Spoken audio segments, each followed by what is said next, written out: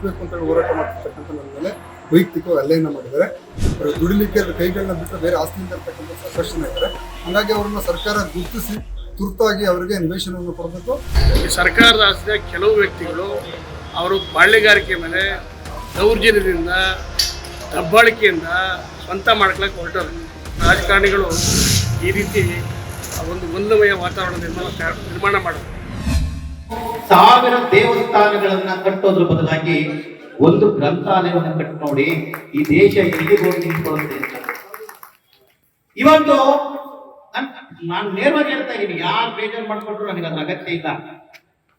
ಯಾವ ಊರಿನ ಜನ ಯಾವುದೇ ರಾಜಕಾರಣಿ ಅಂತ ಹೋಗ್ಲಿ, ಅದು ಯಾವುದೇ ಪೊಲಿಟಿಕಲ್ ಪಾರ್ಟಿ ಇರ್ಲಿ, ಅದು ದಳದವ್ರು ಇರ್ಲಿ, ಕಾಂಗ್ರೆಸ್ನವ್ರು ಇರ್ಲಿ, ಬಿಜೆಪಿಯವ್ರು ಇರ್ಲಿ, ಅಧಿಕಾರದಲ್ಲಿ ಇರ್ಲಿ, ಅಧಿಕಾರದಲ್ಲಿ ಇಲ್ಲದೆ ಇರ್ಲಿ, ವಿರೋಧ ಪಕ್ಷದಲ್ಲಿ ಇರ್ಲಿ, ಈಗಾಗಲೇ ಅಧಿಕಾರ ನಡೆಸ್ತಾ ಇರ್ಲಿ, ಅವ್ರ ಮನೆ ಹತ್ರಕ್ಕೆ ಹೋದಾಗ ಕೇಳೋ ಜನ ಏನೋ, ಸ್ವಾಮಿ ನಮ್ಮ ಊರಿಗೆ ಒಂದು ದೇವಸ್ಥಾನ ಕಟ್ಟಿಸ್ಕೊಡಿ. ನಮ್ಮ ಜನನು ಹಂಗೆ ಅವ್ರೆ. ಯಾರು ವಾಸು ಅವ್ರ ಮೇಲೆ ಹಲ್ಲೆ ಮಾಡಿ FIR ಆಗಿದೆ ಅವ್ರನ್ನ ಕೂಡಲೇ ಬಂಧಿಸಬೇಕು.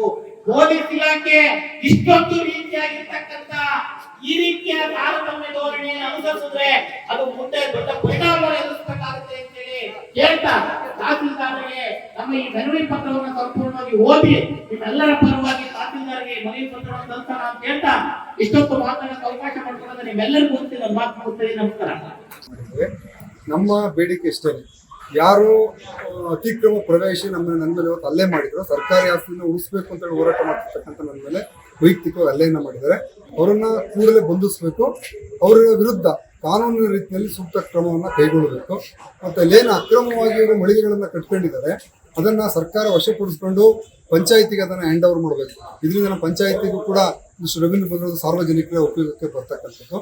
ಮತ್ತು ಅದೇನು ಬೇರೆ ಬೇರೆ ಅಕ್ರಮಗಳನ್ನು ಮಾಡಲಿಕ್ಕೆ ಅವ್ರು ಬಳಸ್ಕೊಂಡಿದ್ದಾರೆ, ಅಲ್ಲಿ ಏನಾಗ್ತಾ ಇದೆ ನಮ್ಮ ಭಾಗದಲ್ಲಿ ಅಂತ ಹೇಳಿದ್ರೆ, ಸಾರ್ವಜನಿಕ ಆಸ್ತಿನಲ್ಲಿ ಬೇರೆ ಬೇರೆ ಎಣ್ಣೆ ಅಂಗಡಿಗಳಿರ್ಬೋದು, ಮತ್ತೊಂದಕ್ಕೆ ಅವರನ್ನು ಕೊಟ್ಕೊಂಡು ಹೋಗ್ತಾ ಇದ್ದಾರೆ. ಅದು ಆಕ್ಚುಲಿ ಅಕ್ರಮ ನಮ್ಮ ಪ್ರಕಾರ. ಹಾಗಾಗಿ ಅದು ಕೂಡಲೇ ಸರ್ವೆಯನ್ನ ಮಾಡಬೇಕು. ಈಗ ಸರ್ಕಾರಿ ಆಸ್ತಿ ಸರ್ಕಾರದವ್ರಿಗೆ ಬೇಕಿಲ್ಲ ಅಂದ್ರೆ ನಿಮ್ಗೆ ಯಾಕೆ ಸರಿ ಉಳಿಸ್ಕೊ ಸರ್? ನಾವಾದ್ರೂ ಕೂಡ ಉಳಿಸ್ಕೊಳ್ಬೇಕಲ್ಲ. ಮುಂದಿನ ಭವಿಷ್ಯದ ಮಕ್ಕಳು, ಇವತ್ತು ನಿಮಗೆ ಗೊತ್ತಿರ್ಬೋದು, ಅದು ಅಲ್ಲಿರ್ತಕ್ಕಂಥ 5, 6ನೇ ಕ್ಲಾಸ್ 7ನೇ ಕ್ಲಾಸ್ ಓದ್ತಿರ್ತಕ್ಕಂಥ ಮಕ್ಕಳು ಲೈಬ್ರರಿ ಬೇಕು ಅಂತ ಡಿಮ್ಯಾಂಡ್ ಮಾಡ್ತಾ ಇರ್ತಕ್ಕಂಥದ್ದು. ಪ್ರತಿನಿತ್ಯ ನಮ್ಮನ್ನು ಅಡ್ಡ ಹಾಕೊಳ್ತಾರೆ ರೋಡ್ನಲ್ಲಿ, ನೀವು ಮಾಡ್ಕೊಡಿ ಅಂತೇಳಿ. ನಾನು ಕೂಡ ನಾನು ಜನಪ್ರತಿನಿಧಿಯಾಗಿ ನನ್ನ ಕರ್ತವ್ಯ ಅಂತೇಳಿ ನಾನು ಭಾವಿಸಿದ್ದೇನೆ ಅದನ್ನ. ಜೊತೆಗೆ ಅಲ್ಲೇನು 94 ಅರ್ಜಿ ಹಾಕಿದಾರಲ್ಲ, ಇಲ್ಲಿವರೆಗೂ ಕೂಡ ಅವ್ರಿಗೆ ಹಕ್ಕುಪತ್ರಗಳನ್ನು ಇನ್ನೂ ಕೊಡ್ಲಿಕ್ಕೆ ಸಾಧ್ಯ ಆಗಿಲ್ಲ. ಮತ್ತೆ ಇನ್ನೊಂದಷ್ಟು ಜನ ನಿವೇಶನ ಇಲ್ದಿರ್ತಕ್ಕಂಥವ್ರು ಕೂಡ ಇದ್ದಾರೆ ಆ ಭಾಗದಲ್ಲಿ. ಅವ್ರಿಗೂ ಕೂಡ ಸರ್ಕಾರ ಅವ್ರ ಹತ್ರ ಅರ್ಜಿಯನ್ನು ತಗೊಂಡು ಅವ್ರಿಗೆ ನಿವೇಶನ ಕೊಡಬೇಕು. ಅಲ್ಲಿ ನಿವೇಶನ ರೈತರಲ್ಲಿ ಬಹಳ ದಲಿತರು ತುಂಬಾ ಜನ ಇದ್ದಾರೆ. ದುಡಿಲಿಕ್ಕೆ ಕೈಗಳನ್ನ ಬಿಟ್ಟರೆ ಬೇರೆ ಆಸ್ತಿ ಇಲ್ದಿರ್ತಕ್ಕಂಥ ಸಾಕಷ್ಟು ಜನ ಇದ್ದಾರೆ. ಹಾಗಾಗಿ ಅವರನ್ನ ಸರ್ಕಾರ ಗುರುತಿಸಿ ತುರ್ತಾಗಿ ಅವರಿಗೆ ನಿವೇಶನವನ್ನು ಕೊಡಬೇಕು. ಮತ್ತು ಆಶ್ರಯ ಯೋಜನೆಯಲ್ಲಿ ಮನೆಯನ್ನು ಕೂಡ ಕೊಟ್ಟು ಕಟ್ಟಿಸ್ಕೊಡ್ಬೇಕು ಅನ್ನೋದು ನಮ್ಮ ಉದ್ದೇಶ. ಈ ಸರ್ಕಾರದ ಆಸ್ತಿಯ ಕೆಲವು ವ್ಯಕ್ತಿಗಳು ಅವರು ಬಾಳ್ಯಗಾರಿಕೆ ಮೇಲೆ ದೌರ್ಜನ್ಯದಿಂದ ದಬ್ಬಾಳಿಕೆಯಿಂದ ಸ್ವಂತ ಮಾಡ್ಕೊಳ್ಳೋಕೆ ಹೊರಟರು. ಇವತ್ತು ನಮ್ಮ ವಾಸುದೇವ್ ಅವರು ಜನಪರ ಹೋರಾಟಗಾರರು ಇವರು ಒಂದು ಲೈಬ್ರರಿನ ಕಟ್ಟಬೇಕು ಅಂತ ಹೋದಾಗ ಕೆಲವು ಪುಂಡಾಟಿಕೆ ಮಾಡಿ ಅವ್ರ ಮೇಲೆ ದೌರ್ಜನ್ಯ ಮಾಡಿ ಏನು ಕೇಸ್ ಆಗಿದೆ ಇದು ನಾವು ಖಂಡಿಸ್ತೀವಿ. ಮತ್ತು ಅವರು ಸಹ ಕೌಂಟ್ರ್ ಕೇಸನ್ನ ಮಾಡಿಸಿದ್ದಾರೆ. ಇದು ಏನಾಗಿದೆ, ರಾಜಕಾರಣಿಗಳು ಈ ರೀತಿ ಒಂದು ಗೊಂದಲಮಯ ವಾತಾವರಣ ನಿರ್ಮಾಣ ಮಾಡೋದು.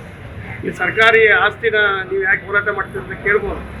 ರಾಜಕಾರಣಿಗಳ ಹಿತಾಸಕ್ತಿ ಕೊರತೆಯಿಂದಾಗಿ ಇವತ್ತು ಏನು 11 ಎಕರೆ 37 ಕುಂಟೆ ಭೂಮಿಯನ್ನು ಇವತ್ತು ಖಾಸಗಿ ವ್ಯಕ್ತಿಗಳು ದಬ್ಬಾಳಿಕೆ ಮತ್ತು ಬಾಳೆಗಾರಿಕೆಯನ್ನು ತಗೊಂಡು ಮೆರಿತಾ ಇದ್ದಾರೆ. ಇದು ರದ್ದಾಗಬೇಕು. ಅಲ್ಲಿ ಸರ್ಕಾರಿ ಶಾಲೆಗಳು ಮತ್ತು ಜಲಜೀವನ್ ಮಿಷನ್ನು, ಪಶು ಆಸ್ಪತ್ರೆ, ಲೈಬ್ರರಿ, ಇನ್ನೂ ಹಲವಾರು ಸರ್ಕಾರಿ ಯೋಜನೆಗಳನ್ನು ಅಲ್ಲಿ ಮಾಡೋದ್ರ ಮೂಲಕ ಮತ್ತು ಏನು ಬಡವರು ಇವತ್ತು ಅಲ್ಲಿ ಮನೆ ಕಟ್ಕೊಂಡು ವಾಸ ಮಾಡ್ತಾವೆ ಅವರಿಗೆ ಹಕ್ಕುಪತ್ರ ಕೊಡಿಸೋಂಥ ಹೋರಾಟನ ವಾಸವರು ಪ್ರಾರಂಭ ಮಾಡಿದ್ದು. ಇದನ್ನು ಸಹಿಸಕ್ಕಾಗದಿರ್ತಕ್ಕಂಥ ವ್ಯಕ್ತಿಗಳು ವಾಸವ್ರ ಮೇಲೆ ಹಲ್ಲೆಗೆ ಮುಂದಾಗಿರ್ತಾರೆ. ಯಾವುದೇ ಕಾರಣಕ್ಕೂ ವಾಸವ್ರ ಬೆಂಬಲಕ್ಕೆ ಇಡೀ ತಾಲೂಕು.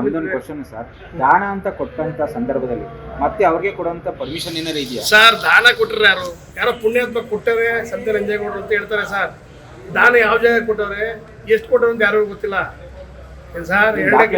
ಈ ದಾಖಲೆ ಇಲ್ಲ.